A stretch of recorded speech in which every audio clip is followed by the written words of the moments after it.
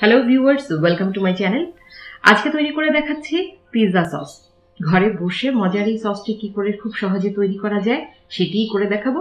তাহলে চলুন দেখে নেই পিৎজা সস তৈরি করতে আমাদের কি কি উপকরণ লাগছে।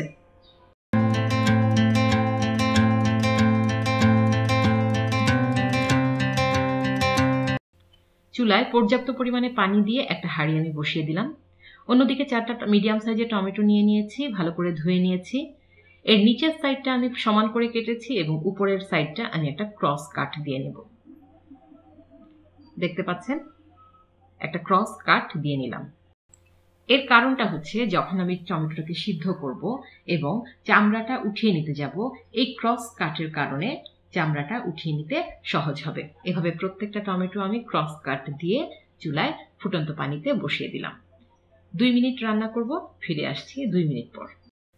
2 মিনিট হয়ে গিয়েছে, টমেটোর স্কিনগুলো খুব সুন্দরভাবে খুলে এসছে, দেখতে পাচ্ছেন। এবার আমি সবগুলো টমেটো একটা প্লেটে উঠিয়ে নেব এবং সামান্য ঠান্ডা হওয়া পর্যন্ত অপেক্ষা করব। যে একটু ঠান্ডা হয়ে গেল, এবার আমি টমেটোর চামড়াগুলো সহজেই ছাড়িয়ে নিচ্ছি। এভাবে প্রত্যেকটার চামড়া আমি ছাড়িয়ে নিলাম। এবার এটাকে ব্লেন্ড করে নেব। আপনারা চাইলে মিহি করে পেস্ট করে নিতে পারেন, তবে আমি করিনি। হয়ে গেল আমার টমেটো পিউরি। এবারে চুলায় লো হিটে একটা প্যান বসিয়ে দিয়েছি। দিয়ে দিচ্ছি 1 টেবিল চামচ পরিমাণ অলিভ অয়েল। আপনারা চাইলে সয়াবিন তেলটাও ইউজ করতে পারেন। 2 কোয়া রসুনকে কুচি করে নিয়েছিলাম, সেটা দিয়ে দিচ্ছি। 30 সেকেন্ডের জন্য ভেজে নিচ্ছি। যে রসুনটা একটু ভাজা হয়ে গেল, এবারে দিয়ে দিচ্ছি একটা মিডিয়াম সাইজের পেঁয়াজ, মিহি করে কুচি করে নেয়। চুলার আঁচটা এই পর্যায়ে মিডিয়াম অবস্থায় আছে। রসুন আর পেঁয়াজটাকেও হালকা বাদামি করে ভেজে নিচ্ছি। যেই রসুন আর পেঁয়াজটা ভাজা হয়ে গেল, এবারে আমি দিয়ে দিচ্ছি টমেটো পিউরি। টমেটো পিউরিটা দিয়ে চামচ দিয়ে নেড়ে দিচ্ছি এবং যে টমেটোগুলো একটু আস্ত আছে সেগুলোকেও আমি মিশিয়ে দিচ্ছি চামচের সাহায্যে। 2 মিনিটের মতো রান্না করে নেব এবং 2 মিনিট পর একে একে সমস্ত উপকরণ আমি এর সাথে মিশিয়ে দেব। আমার 2 মিনিট হয়ে গিয়েছে। দিয়ে দিচ্ছি 1/2 চা চামচ পরিমাণ অরিগানো, 1/2 চা চামচ পরিমাণ বেসিল। বেসিল এবং অরিগানো হচ্ছে ইটালিয়ান হার্ব, আপনারা যে কোনো সুপার শপে এগুলো কিনতে পাবেন। আর আপনারা চাইলে এর ফ্রেশ পাতাটাও ইউজ করতে পারেন।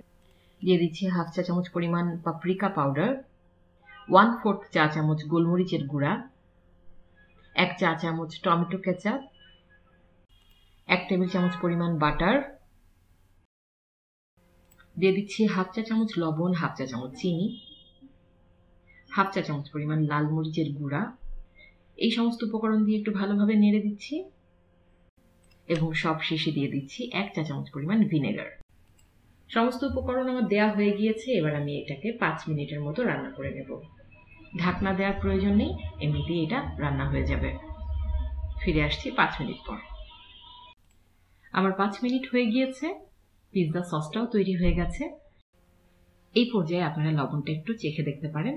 আমারটা ঠিক আছে, আর কোনো লবণ দেওয়ার প্রয়োজন নেই। এবার আমি চুলাটা বন্ধ করে দিচ্ছি। চুলাটা বন্ধ করে আমি এটাকে একটা সার্ভিং ডিশে নিয়ে নিচ্ছি। দেখলেন তো দর্শক, কত সহজে তৈরি হয়ে গেল পিৎজা সস। এই সসটা 2 সপ্তাহ পর্যন্ত ফ্রিজের নরমাল চেম্বারে ভালো থাকবে। আমার আজকের রেসিপি আপনাদের কেমন লাগলো জানাবেন। যদি ভালো লেগে থাকে একটা লাইক দেবেন, আর আমার পরবর্তী ভিডিওগুলো পেতে আমার চ্যানেলটি সাবস্ক্রাইব করার অনুরোধ রইল। ধন্যবাদ সবাইকে।